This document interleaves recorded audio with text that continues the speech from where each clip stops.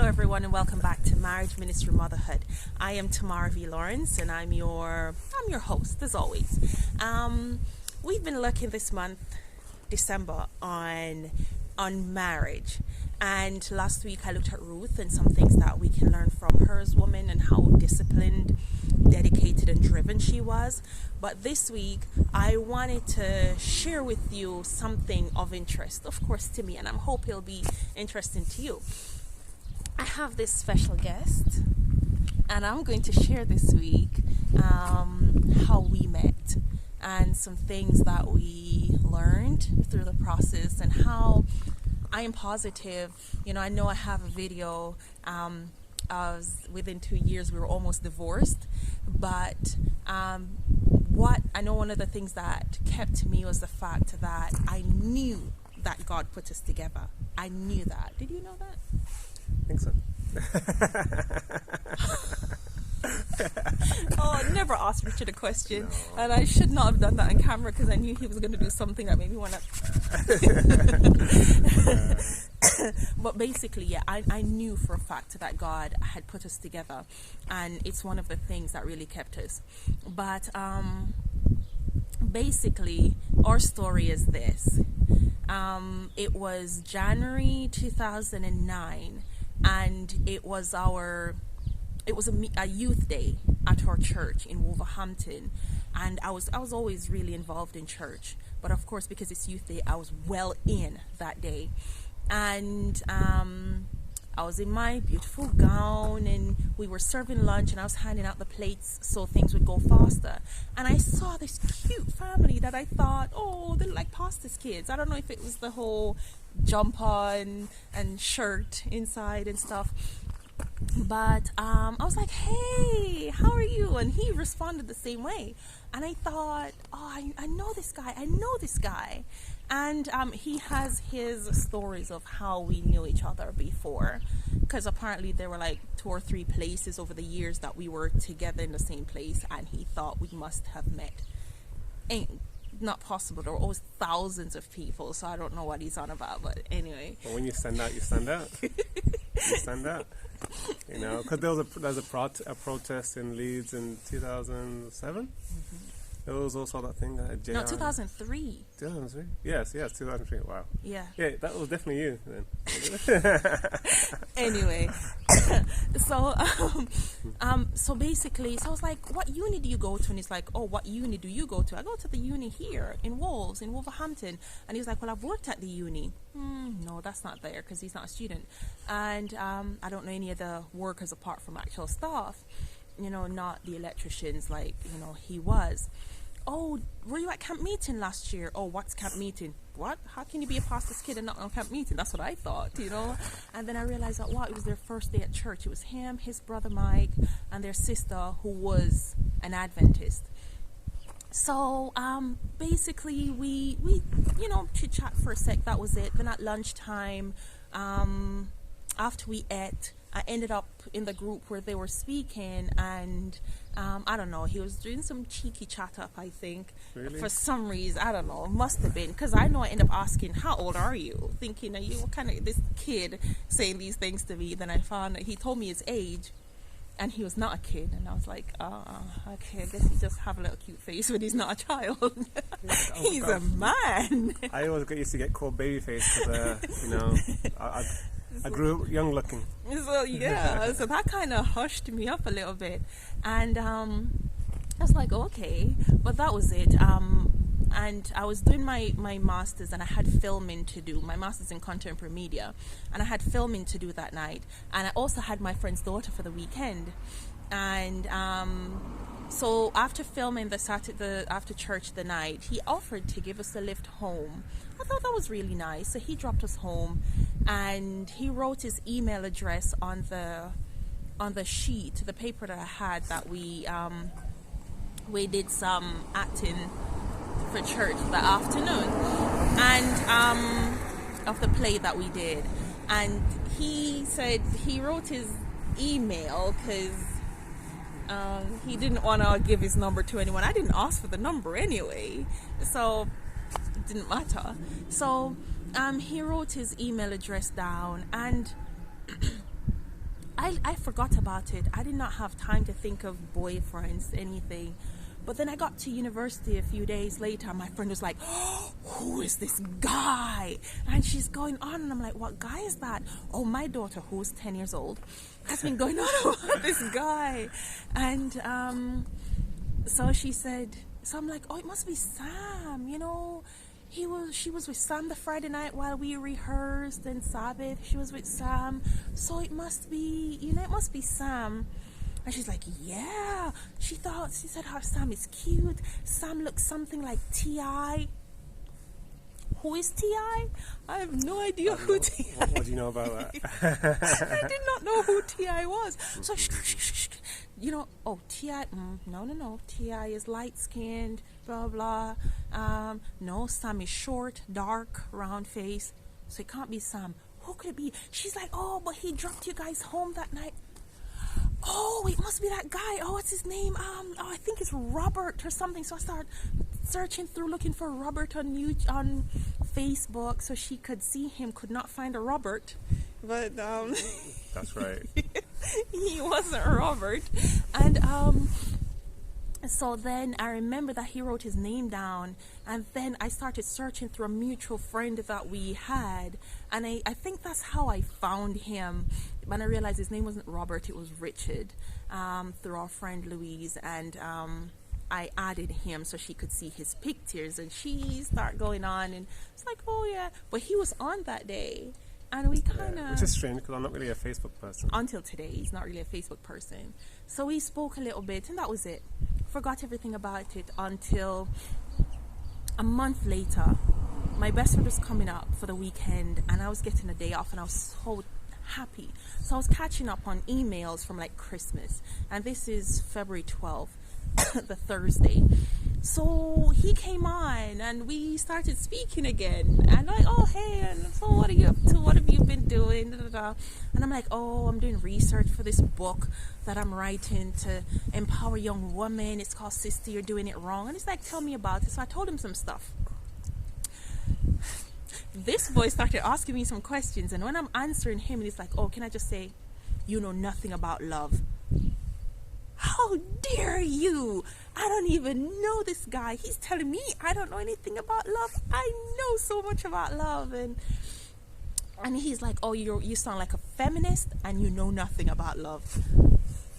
It's not too far from that now, to be honest with you. That's not true. And he was just, anyway, it's a different story. Richard, that's not nice. Anyway, so we went back and forth, and he's like, oh, what are you doing tomorrow? And so the next day we met up, and I actually had my friend's daughter again. So he thought that was my daughter, because she's always with her. The two times he saw me, I had this child, but we met up with my friend the afternoon and handed over the child, and they got to meet their TI. Oh, that's the mom. Okay, now, okay. So basically, so we saw each other afternoon. That was it, and so then my best friend came up, and I told her about him, and she's like, oh, you should invite him tomorrow. So because we were gonna go bowling together, it was gonna be 5 of us, me, my best friend, a mutual friend of ours who's a guy, and they kind of liked each other a little, and the friend's cousin and his girl. So I was gonna be the mediator. Fifth wheel. Mediator. You know, just Fifth, as in 5 fingers that you got up. Wheel. No. Yes. It's a fifth wheel. It's like a third wheel, but with more wheels. No, we were gonna go bowling and just hang out. That's it. You know what I mean? And they really liked each other. There was nothing there. No, but what would it look like now? Nothing. Yeah. Okay. So you have 2 people there talking and chatting, and they're together. And then the three. And then three then you talking. You saw the third wheel. No, we hung together all the time. The 3 of us. Must have been awkward. No, it was never awkward. Okay, so then what your friend said, call this guy? Not to be another, just like, oh, we're going out. She wanted to meet you. Okay, continue the story.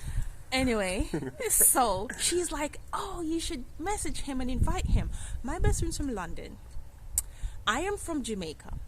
Adventist, conservative, blah, blah, blah. You don't invite a guy anywhere, yeah? So I'm like, but it's Valentine's Day. It's going to seem like a date. She's like, oh, no, it's not a date. And I'm like, yeah, but it's going to seem like a date. She's like, oh, just so I gave in, you know, peer pressure. I gave in. So I messaged, this is not a date, yeah? But tomorrow night we're going to go hang out. We're going bowling. Do you want to come?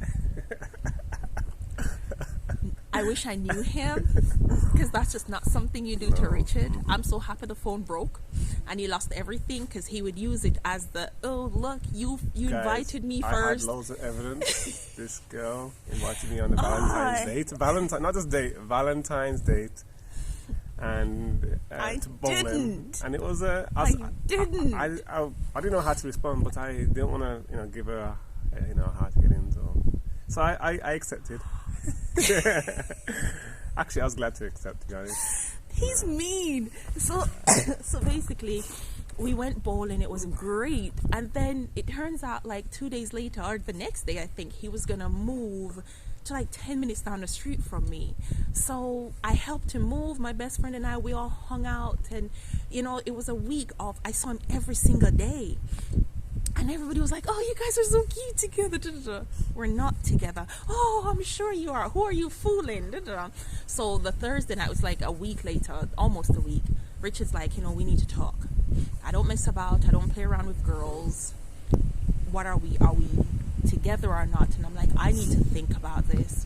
Yeah, so, I think because if you weren't together, it's not like I didn't want to be friends, but I just didn't want it to be so much in your presence. Yeah, and everybody's saying we're together and stuff like that. And if there was somebody that was interested in me, he was wanted to have a relationship, they wouldn't have a chance to, and that's Same one, here, actually. oh, it must be that girl, or I can't compete with her, and all these things. And if you become if this girl wants to become an item, she couldn't really get in. So yeah, that's true. So there was more reasons, but that was one for the main reasons as well.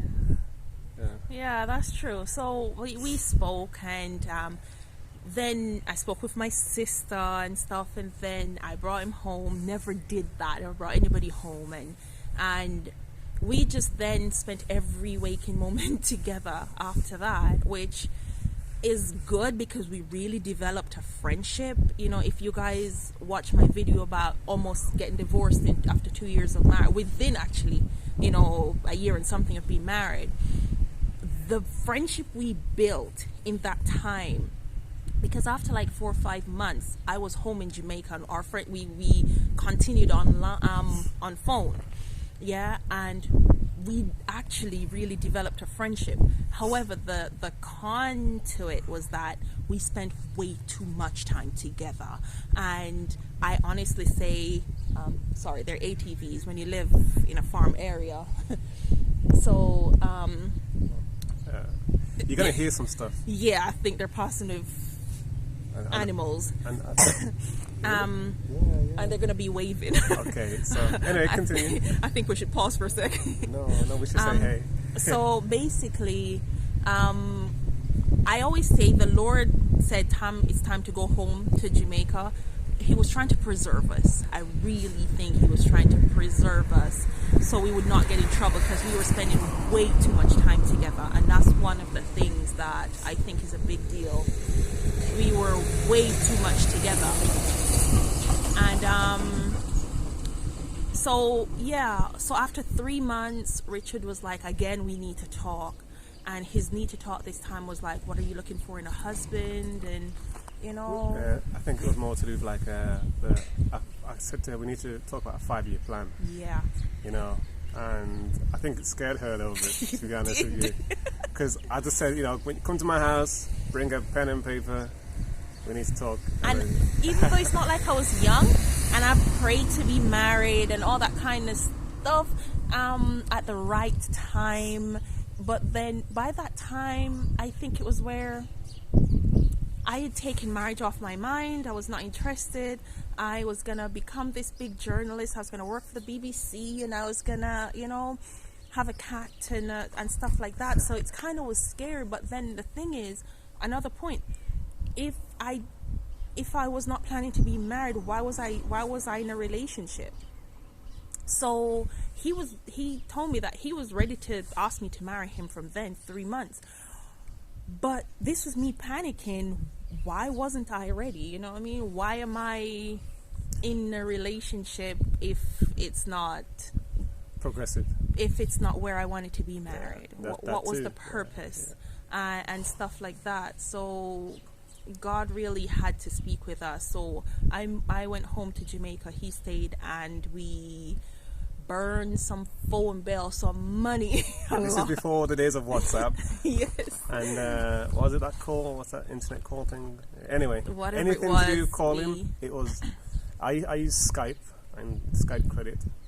Yeah, and that was another con. Even though we were really building a friendship, and he was getting to know my family online and stuff like that, it was where our time difference. I'm in Jamaica, he's in England, and 6 hours. yeah, he hardly would get any sleep because he's up talking to me, and then he had to go to work the next day, and so those are not healthy as well. And I worked long hours too. You need fresh mind, because then you probably say things that were just not right. And yeah, we'd pray together and fast and ensure it's the right thing, but those kind of not sleeping well enough and then going to work the next day is not good, and stuff like that. But that's kind of how we met, how we got together, Kind of how we started. And I don't know, if I was going to give you some advice about being in a relationship, start a relationship, it'll be something like get to know the family. Yes. Yeah. Have somebody who you can talk to about relationship. Accountable. Yeah, but because when you're in love, or you're falling in love, as they call it, you're blinded your, a lot. your emotions are almost dictating you, and it's good to have somebody is not attached like that. And because to help you. Before we got married, a year and something later, 18 months later.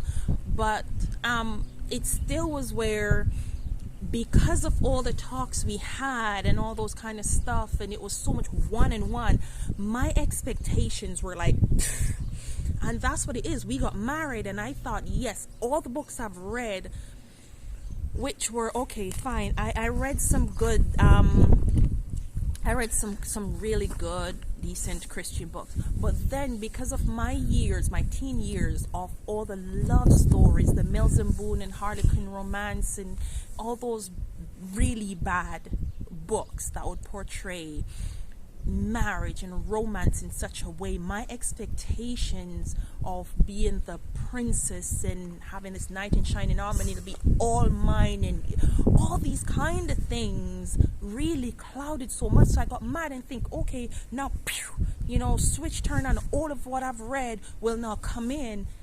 But then there was none of that, and my expectations were shattered totally. And that's wrong. And one thing, because of being so far away as well, we did not get to do proper premarital counseling. Big con. Yes, he came over, we did some, but it was not enough. What we should have done as well was continue. We should have continued after we got married. I guess the online world wasn't so big, but it would have been nice to do because of over the telephone. Yeah. But it was expensive. It was. So because calling the Caribbean is expensive. Yeah. So believe me, premarital counseling is a big one. Spending more time together with family and not be so exclusive is also another one we recommend. But we also do recommend build a friendship. We did that. We're still really good friends, really good friends, and it's really been good for us, and it carried us through a lot. Yeah, but now that we've been married for 10 and almost 11 years, because it's past half. Yes. Almost 11 years. What would be, in a sentence, your advice after this much time? What would it be?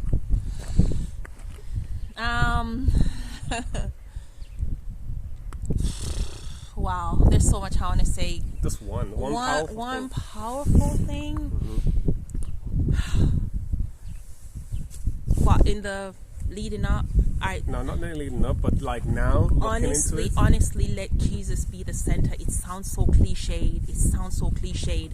And when I say let Jesus be the center, it comes down to also having an accountable couple, ensuring that you're not exclusive. It's seriously let Jesus be the center, because he's what will keep you from doing the wrong things within marriage, and loving God and loving each other. You know, that's what will make the huge difference for me. That's what has made a huge difference, us loving God. Yours? Oh, well, that was my question to you. Okay, all right. No, if I was going to give one powerful advice on relationships and people who want to be in relationships and long-term relationships, is selflessness. That's one word. Selflessness and service. Yeah. These That's 2 things, words. but it's kind of like synonyms. Yeah. Yeah, and it's like, once you be there for each other rather than be there for yourself. Like most people that get into relationships want to take love from each other, and rather than give love. And that's one thing I realized, that when you give, you get so much more. Like you get from you giving, and you, I don't know, this is going to sound complicated, right? But hear me out. You get when you're giving, and then after you give, it comes back to you. So give, like and it'll come back to you. No, but it comes back multiplied. Good measures pressed down, shaken together, and running over, the Bible says. Yes. So it's like it's multiplied. Like you're giving, and it feels nice to give, and you're getting back from the person you are giving to, Yeah. And that's what I'm trying to say. Like, and I think it's like it's when you reap what you sow. Amen. And it's not, but you reap much more, because what would be the point of planting if you're going to get the same amount of seeds back? You plant and you get more, more, and this is the thing. So that's my little take on it. So before I go, and I encourage you to like and subscribe and comment, I just wanted to show you the countryside in Wales. So God bless, and continue to follow as we share more and move through in marriage, ministry, and motherhood. And this is Tamara and Richard. Yes, and I do hope that this advice will do you well, and that you will continue to love each other. Thanks for being my special guest. No problem.